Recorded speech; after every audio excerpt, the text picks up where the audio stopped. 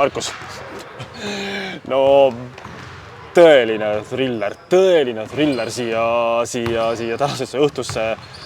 No ma arvan, et see rahvas, kes saali tuli, sai nagu ja taaskord mängu kogu raha eest ja pinget algusest lõpuni, aga siiski pronksi seeria 3.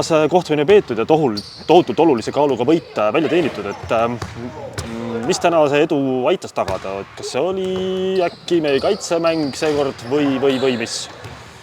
No ma ei oleks rahul mängu algusega jälle ja siuke esimene poolaeg ei olnud meil sellist agressiivsust, nagu ta oli teine poolaeg.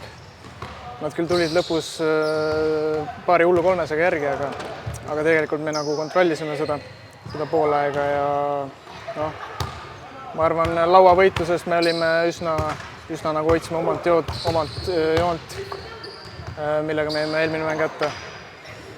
Ja see energia, mis meil oli lõpus, kindlasti see oli meie poolel.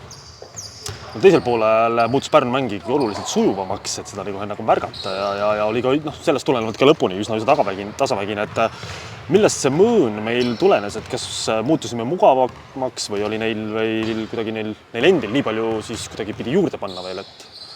Eks seal on palju asju, mis võis olla, et tegelikult need visked, mis nad panid, ei olnud ju lihtsad visked.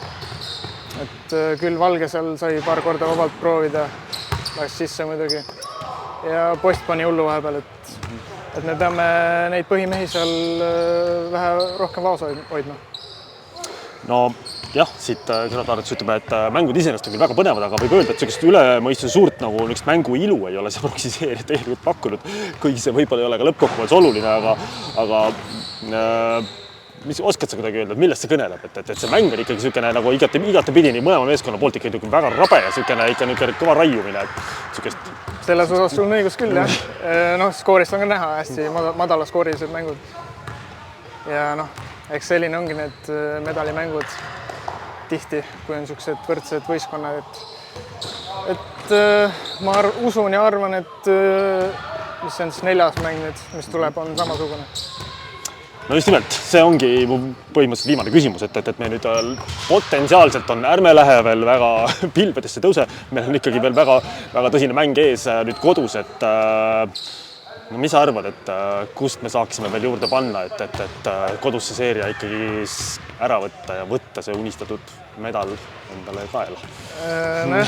Nagu Tormigi ütles kuskil intervjuus, et seeriat on alati väga raske lõpetada.